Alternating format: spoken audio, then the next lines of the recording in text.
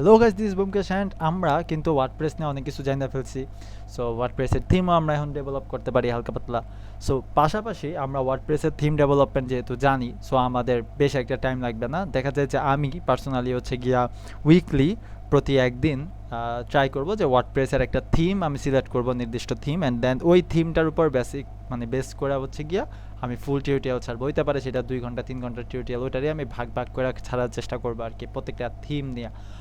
আর এখন আমাদের main target যেটা হবে, যেটা আমি আগের থেকে বলছিলাম বা আমার ফেসবুক টাইমলাইনে আমি পোস্ট করছিলাম, যে আমাদের মেন টার্গেট এখন থাকবে হচ্ছে গিয়া পিএইচপি শেখা। মানে পিএইচপি যেহেতু শেখার অনেক প্ল্যাটফর্ম আছে, and then object oriented PHP শেখা, এটারও অনেক প্ল্যাটফর্ম আছে। ইভেন আমার নিজেরও ভিডিও আছে, যদি আমার ভিডিওগুলো এখন আপলোড দেওয়া হয় নাই।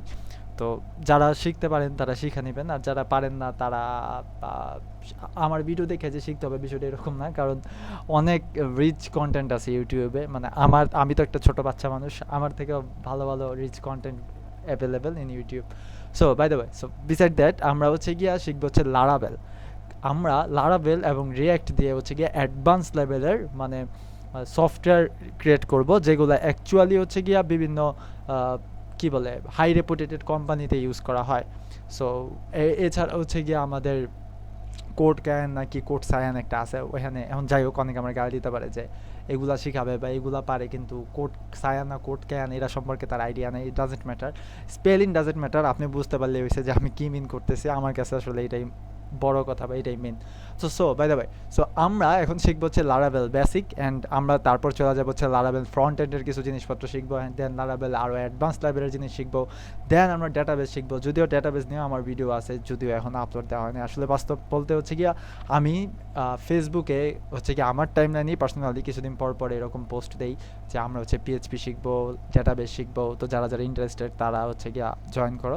তো তারপর হচ্ছে তাদের নিয়ে হচ্ছে পার্সোনালি আমি এইরকম কাজ করি আর কি। মানে তাদের নিয়ে হচ্ছে গিয়ে আমি এই ডাটাবেস পিএইচপি ওপি এইগুলার ক্লাস আমার করা হয়েছে, যেগুলো হচ্ছে গিয়ে আমার অলরেডি আপলোড দেওয়া আছে গুগল ড্রাইভে।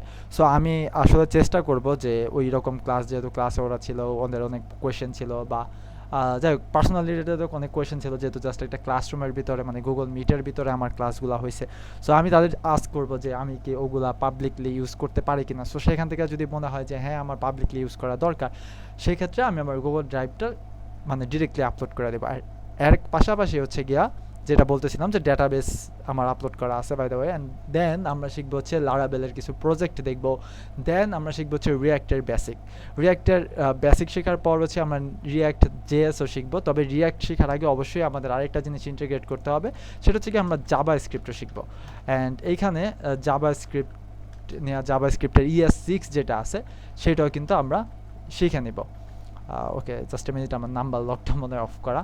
অ্যান্ড দেন আমরা হচ্ছে গিয়ে রিয়াক্ট নিয়ে নেক্সট জেএস শিখবো। দেন হচ্ছে গিয়ে আমরা জেসন দিয়ে হচ্ছে কীভাবে আমাদের ডাটাবেস থেকে ডাটাগুলো ইনপুট করে, মানে সরি ডাটাগুলো আইন না আমাদের প্রজেক্টে শো করাইতে হয়, এসব জিনিসপত্র শিখবো।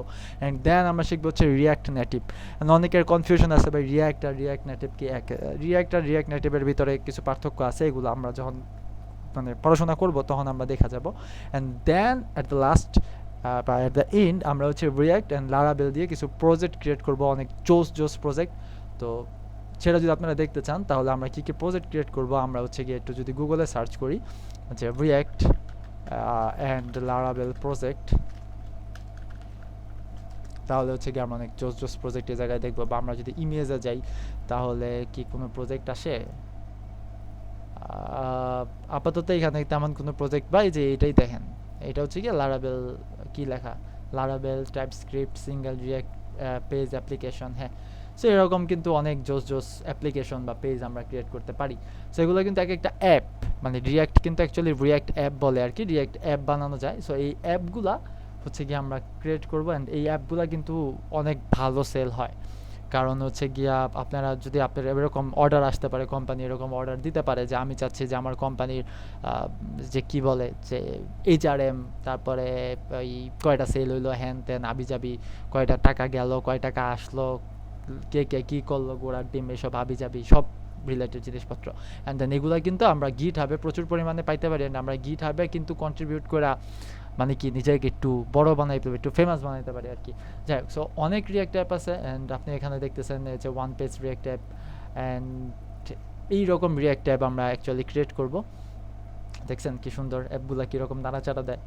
সো আচ্ছা, তো যাই হোক, বাই দ্য ওয়ে, অ্যান্ড আমরা ট্রাই করব যে এরকম কাজকর্মগুলো করার, অ্যান্ড কি বলে, এগুলা শেষ করাই হচ্ছে গিয়ে আমাদের জীবনের প্রধান লক্ষ্য আপাতত।